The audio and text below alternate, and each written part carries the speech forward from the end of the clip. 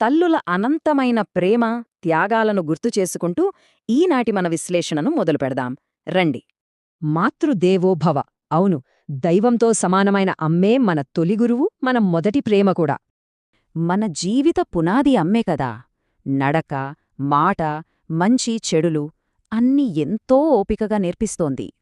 అప్పుడప్పుడు అమ్మ తిడుతుంటుంది కదా, ఆ కోపం, మందలింపు వెనుక మన భవిష్యత్తు బాగుండాలనే అపారమైన ప్రేమ దాగుంటుంది. చదువు మానేయాలనుకున్న ఒక కుర్రాడిని ప్రయోజకుడిని చెయ్యడానికి వాళ్ళమ్మ రాత్రింబవ్వళ్ళు ఎంతగానో కష్టపడింది. దశాబ్దాల తర్వాత ఆ కుర్రాడే గొప్ప డాక్టరయ్యాడు. తన విజయానికి కారణం అమ్మ నమ్మకమే అని గర్వంగా చెప్పాడు. మరి మనం సొంతంగా ఎదిగాక వాళ్ల జీవితకాల త్యాగాలకు ఎలా కృతజ్ఞత చూపుతున్నాం? ఆలోచించాల్సిన విషయమిది.